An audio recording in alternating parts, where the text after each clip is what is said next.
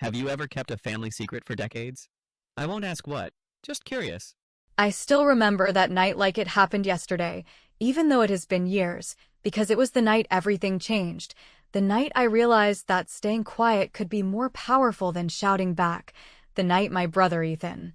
who has always had this way of making everyone around him feel small while convincing them it was charming, leaned back in his chair at the family dinner with that smug, careless smile that he thinks hides arrogance, and said loud enough for the entire table to hear, "She'll never amount to anything," and I swear the laughter that followed from my parents and the rest of the family hit me like a punch in the stomach, not because I hadn't heard it before, but because the timing, the confidence, and the setting made it feel like the universe itself had decided to make me invisible right in front of everyone I cared about. I didn't react immediately because I had learned over the years that arguing with him, proving him wrong, or raising my voice never accomplished anything, and more often than not, it just made me look desperate or petty while Ethan laughed harder. And I realized that night that silence could be a weapon, that patience could be a strategy, and that my reaction, or lack of it, would say more than anything I could have shouted across the table, because as everyone continued to chuckle and sip their drinks and nudge each other with knowing looks, I simply ate, calmly, deliberately, while my mind worked at a pace nobody at that table could even begin to imagine, dissecting every detail of his arrogance, memorizing every tone of condescension, noting the way his eyes gleamed when he felt superior, and deciding then and there that no matter what it took, no one would ever again have the power to reduce me to silence in public, because I had started building something that night that he could never see coming. The rest of the dinner continued as if nothing had happened, which was exactly the point, because nobody else realized that my quietness wasn't submission, it was observation, it was strategy. And it was the first move in a game that he thought I didn't even know existed, and I couldn't help but notice how effortlessly he dominated the conversation afterward, how he joked about everyone's choices, how he reminded everyone in subtle ways of how successful he was and how much everyone depended on him, and at that moment I understood something essential about him, something that would become the foundation for everything I was going to do, which is that his confidence was both his armor and his blind spot. And his arrogance would eventually be the thing that allowed me to dismantle him without anyone else ever suspecting a thing until it was too late. I left that dinner quietly, walked out without making a scene, and as the door closed behind me, I felt an unfamiliar kind of calm, the calm of someone who knows exactly what they are capable of but is forced to wait because the timing has to be perfect. Because revenge, if it is to be truly satisfying, has to be patient, has to be calculated, and has to hit in a way that leaves no room for denial, no way for the other person to talk their way out of it, and I started making mental notes of everything he said that night, the way he underestimated me, the assumptions he made about my life, my career, my abilities, my drive, and I realized that every insult, every laugh, every dismissive glance was going to be ammunition in a plan that I was already beginning to construct in my head, slowly, methodically, like a chess game where every move mattered and where patience was more powerful than any outburst of emotion could ever be. For the next few weeks, I couldn't stop thinking about that night, how easy it had been for him to feel untouchable, how much he relied on people not questioning him, on people laughing at his jokes even when they were cruel, and how much he assumed that I would never fight back, which was a mistake, because it is one thing to underestimate someone who is angry, but it is another entirely to underestimate someone who has decided to act in silence, someone who has decided to study, to wait, to learn every detail about the environment, the business, the relationships, the weaknesses, and the ego that he carried around like armor, but that would one day be the exact thing that allowed me to take everything from him without ever raising my voice. And in the quiet of my apartment that night, I made the first decision that would shape the rest of my life. I would wait, I would learn, and when the time came, I would strike in a way so clean, so precise, so brilliant, that no one, not even Ethan, would see it coming. And that night, as I lay awake thinking about every laugh, every insult, every smirk, I understood that the most dangerous person in any room is not the loudest or the most confident, but the one who is quietly planning while everyone else thinks they are powerless.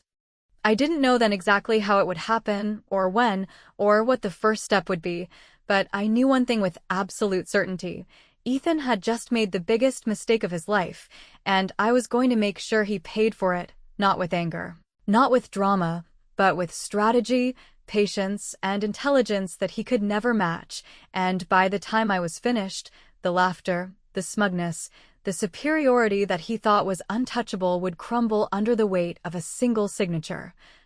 And that realization was the only comfort I needed as I went to sleep that night, because the first move in my plan had already begun, and the world had no idea how quiet the storm was that was coming for him.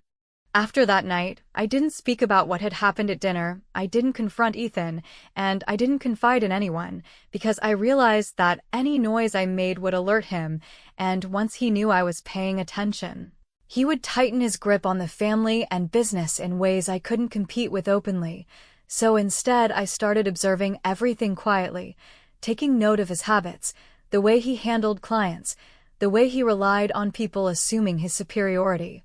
and the way he dismissed details that he didn't think mattered, which in reality were the things that would eventually give me leverage over him, because arrogance is always built on assumptions, and his assumptions were about to become his downfall in ways he could never have anticipated. I began spending long hours learning about his business, not as a competitor at first, not in a way that would be noticeable to anyone, but in a way that allowed me to understand the structure of his company, the key clients he relied on, the contracts he didn't read carefully, and the weaknesses that were hidden beneath the surface of his confidence. And as I did this, I started to reach out to people in ways that seemed innocent, professional, or coincidental, building relationships with accountants, investors, and advisors who were close to him, while never revealing the purpose behind my interest. Because the key to any successful strategy is making sure the other person remains completely unaware of your intentions until it is too late to react, and I knew that Ethan would never see me coming, because he had spent years laughing at me, dismissing me, and believing that I was incapable of making a move that mattered. The first real step I took involved a minor shareholder agreement that Ethan had ignored, one that allowed a small percentage of the company to be purchased quietly, and I did so not with any grand announcement, not with any bravado, but as a simple, legitimate transaction that would have looked inconsequential to anyone glancing at the records, because the point was never to tip my hand until the moment was right, and as I acquired that stake, I understood that it was more than just ownership. It was leverage, the kind of leverage that could be built upon incrementally, unnoticed, while Ethan continued to boast about his success, confident in his unshakable position, never once questioning the people around him, never once doubting the assumptions he had made about me, and never once realizing that the quiet, patient person he had underestimated was already arranging the pieces that would dismantle everything he thought was untouchable. Over the next few months, I continued to move quietly, calling a client to ask a question that seemed casual, sending a message to an investor that appeared routine, attending business events without drawing attention to myself, and slowly building a network of people who trusted me professionally, unaware that their connections would eventually make it possible for me to execute a plan that no one could stop, because while they were helping me in ways they thought were harmless, I was learning the exact points of weakness, the exact moments where Ethan's overconfidence would betray him, and the exact opportunities where a single decision on my part could shift the balance completely, because every empire, no matter how successful it looks, is only as strong as the details that are ignored, and I was spending every waking hour discovering the cracks he didn't even know existed. During this time, Ethan continued to belittle me publicly at every opportunity, making jokes in front of colleagues, making comments at family gatherings, and leaving subtle messages that reminded me he believed I was irrelevant, and while it stung, I knew that every insult was fueling the fire I had started, because it reminded me of how much he relied on appearances and ego, how much he believed that loud confidence could replace confidence, and how deeply he underestimated the consequences of ignoring someone who had nothing to lose and everything to prove. And with each interaction, each careless comment, I collected information, I observed reactions, and I carefully plotted each move so that when the moment came, it would be precise, deliberate, and devastatingly effective. By the time the first year had passed, I had quietly expanded my influence, earned the trust of people who mattered in the business, and begun subtly consolidating power in ways that appeared innocuous, but were anything but. Because I understood that the most powerful moves are often the ones nobody notices until the consequences are irreversible, and I also knew that Ethan's arrogance was my greatest ally, because the more he boasted, the less he questioned, and the more he assumed that his sister was harmless, the easier it would be for me to execute the next phase of my plan, which would move me from a quiet observer and minor stakeholder to a position where a single signature could end everything he had built. And the thought of that day gave me more satisfaction than I could ever have imagined, because patience had become my weapon, and no one, not even Ethan, had the faintest idea that the quietest person in the room was already writing the ending of a story. By the time I started to make the subtle moves that would eventually give me leverage over Ethan, I had spent months carefully observing, learning, and building connections that seemed innocuous on the surface, but were laying the foundation for a plan he would never see coming, because while he spent his days focused on maintaining appearances, boasting to clients, and reminding everyone around him that he was untouchable, I had spent countless hours analyzing the structure of his company, the behavior of his board, the patterns of his financial decisions, and the blind spots he thought didn't exist, and I realized that the key to winning was not confrontation, not shouting louder than him, and certainly not trying to prove anything in front of the people who had laughed at me that night, but instead patience, meticulous planning, and the quiet accumulation of influence in places he never paid attention to. Because overconfidence is always the first sign of vulnerability, and Ethan had it in spades. I began by reaching out to people within his network who had grown frustrated with his arrogance, not in a way that was obvious or aggressive, but in a way that allowed me to become a trusted confidant, someone who asked questions, listened,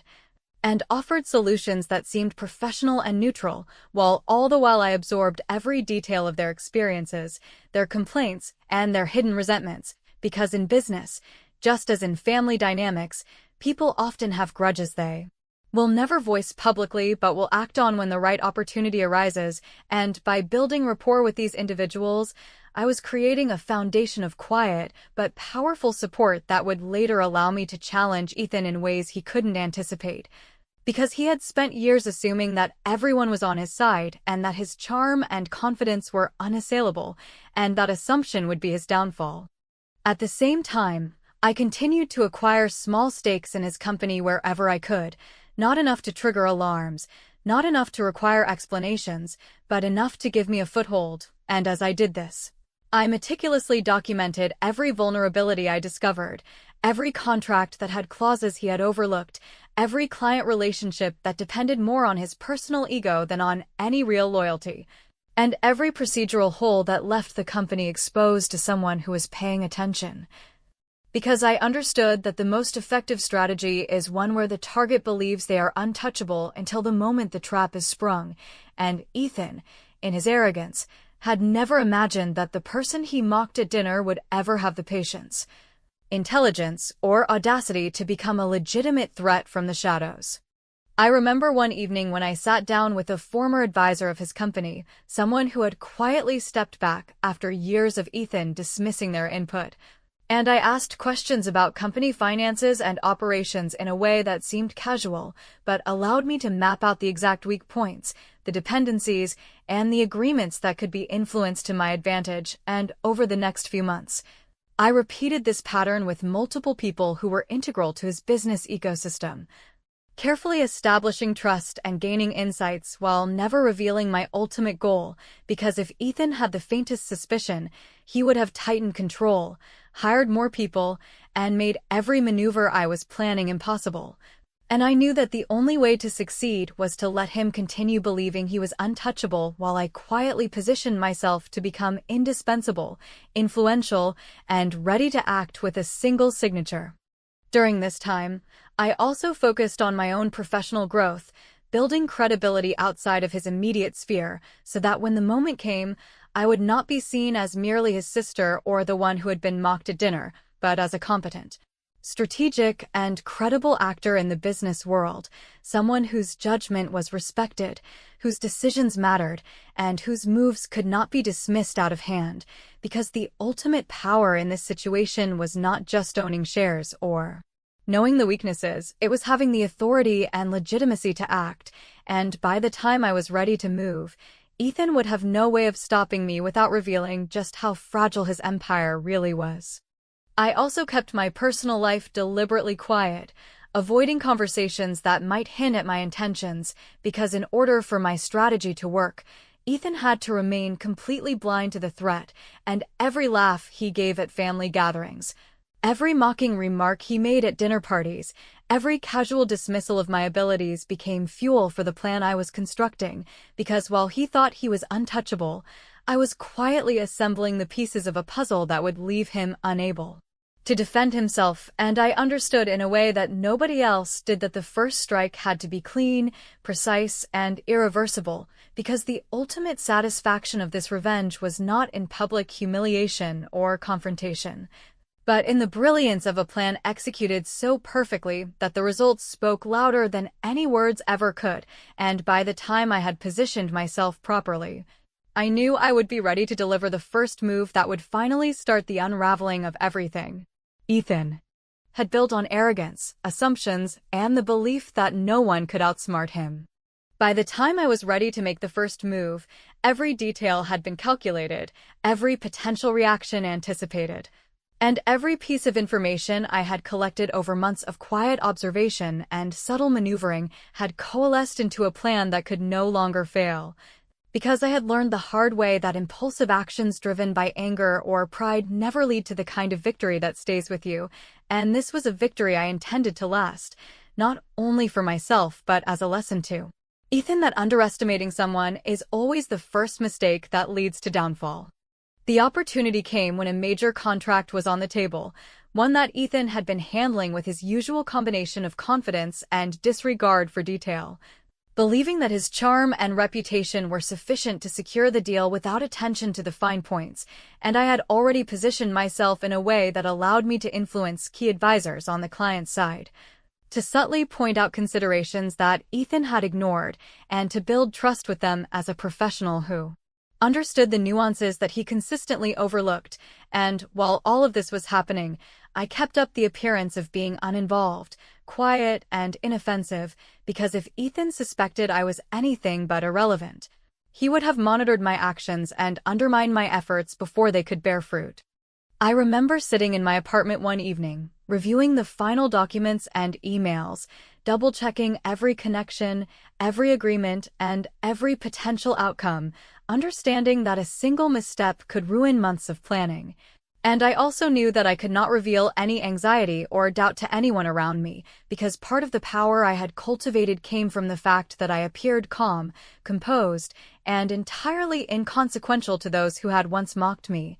And in that calmness lay the ultimate advantage, because nobody anticipates that the person they dismissed as incapable could orchestrate a move that changes everything with one signature, one decision, and one quiet execution that leaves them powerless to respond. When the moment arrived, I acted through the channels I had built, quietly exercising the authority granted to me through the shares I had acquired and the trust one had earned from key people who were in positions to support the move without revealing my intentions. And as the chain of approvals progressed, each step appearing routine and administrative to anyone watching, I felt a calm satisfaction knowing that Ethan had no idea that this was happening, because he had never imagined that his sister, the one he openly mocked in front of family and colleagues alike, could wield influence in a way that would directly affect the control and operations of his company. And as the final confirmation went through, the first real shift occurred, quietly but irreversibly, and I knew that the consequences would be immediate and undeniable. The next morning, when Ethan walked into his office expecting the usual rhythm of meetings, calls, and approvals, he was met with subtle but undeniable changes, contracts that had been adjusted, authority quietly shifted. and strategic decisions that were now influenced by people who had previously aligned unquestioningly with him. And while he scrambled to understand what had changed, I remained completely silent, not gloating, not explaining, just continuing with my own work, because part of the satisfaction came from watching someone who had always assumed absolute control suddenly confront the reality that their position was no longer unassailable, and that the foundation they had built on ego and assumptions could be altered by someone they had dismissed as inconsequential. I could see the confusion and disbelief in his face as the dominoes began to fall, and while he tried to regain control, he found that the moves I had orchestrated had shifted the balance irreversibly, that key advisors were now aligned with me, that critical contracts had clauses that now favored decisions I could influence, and that his overconfidence had left him blind to the growing power of someone he had laughed at just months before. And it was in that moment, watching him scramble, arguing with colleagues who no longer deferred to his judgment unquestioningly, that I felt the first real sense of satisfaction, because this was not public humiliation or revenge for entertainment. This was the quiet, precise dismantling of arrogance by strategy, patience, and the relentless application of intelligence and foresight that Ethan had believed I was incapable of, and it was only the beginning. By the time the first wave of confusion on Ethan's side hardened into panic, I had already moved the last pieces into place, because while he was busy demanding explanations from people who no longer felt obligated to soothe his ego, I was finalizing the part of the plan that would not merely embarrass him or bruise his pride for a season, but would separate him from control in a way that could not be undone. And I remember thinking, as I walked into a small conference room that smelled faintly of old coffee and legal paper, that the best revenge never looks like revenge from the outside. It looks like a transaction that everyone at the table pretends is routine until the ink dries and the consequences become permanent. The opening that made all of this possible came from the habit he could never shake, which was dressing risk up as confidence and calling it leadership, because for years he had layered short-term fixes on top of borrowed leverage and sloppy covenants, trusting charm to carry him through each renewal while he ignored the footnotes where the teeth live. And I had quietly purchased the debt that mattered most through a holding company with a name that meant nothing to him. And when the covenant test failed after his big client wobbled precisely the way I knew they would, the default was triggered not with a dramatic scene, but with a polite letter that changed who had the right to say yes. And suddenly I was no longer the sister he mocked in front of family, but the counterparty whose consent he needed to breathe. I did not gloat or announce. I set a meeting with counsel and two people he had always underestimated because they were steady and unflashy, and I laid out a path that looked like mercy on paper and felt like gravity in reality. An asset transfer that would preserve jobs, keep suppliers whole, offer a graceful transition for customers, and give Ethan a narrative he could tell himself in the mirror about stepping back to focus on new ventures, while tucked into the middle of the pages sat the clause that mattered, the one that settled the debt by handing me the operating assets outright with a clean chain of title and a board resolution that combined resignation, non-compete, and non-disparagement into a single neat paragraph he had authorized months earlier when no one was paying attention because the room had laughed and told him he was brilliant. He tried to bluster, of course he did, and he raised his voice and made threats that sounded like a man reciting lines that worked in other rooms, but the banker he had charmed for years had already sold the paper.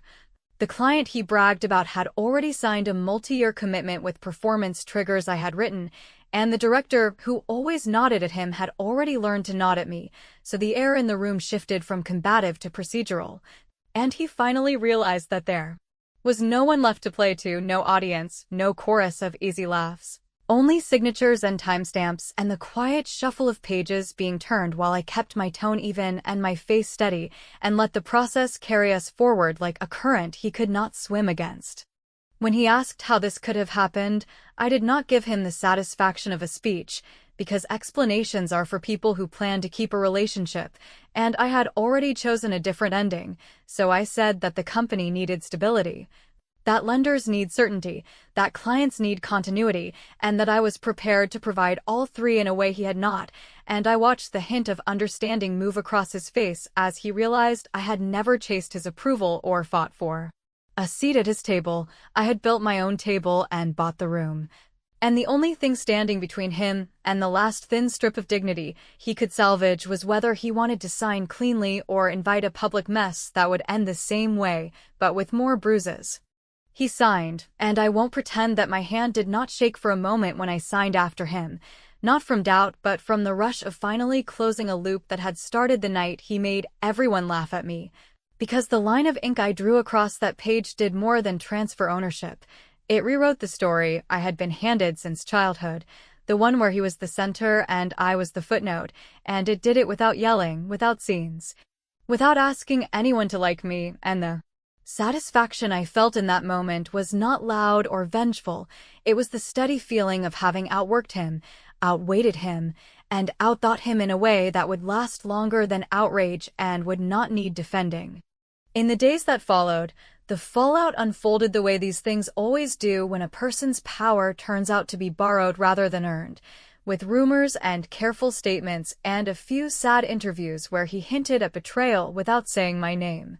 While I met with employees and vendors and told them plainly that they would be okay, and then proved it, and though there were people who asked why I had not warned him or given him another chance, I learned to let that question hang in the air, because the truth is that people who watched the jokes, enjoyed the chuckles, and stayed silent when it was me on the receiving end will always be uncomfortable when the quiet person wins without asking permission, and I can live with that. We still have family dinners, fewer than before and quieter than they used to be, and I do not bring up the past because I do not need to, and he does not say much because for the first time in his life he has learned what a boundary feels like. Though every now and then I catch a look from him that suggests he is building a new story in his head where this was a misunderstanding or a temporary setback, and I let him have it because I am not interested in rewriting his inner monologue. I am interested in running a company well and paying people on time and making decisions that do not require bluster to defend, and if someday he tries to make a comeback and challenge what I built, he will discover the same thing he learned the day he slid that pen across the table, which is that I do not need to raise my voice to end a chapter. I just need to know exactly where to sign.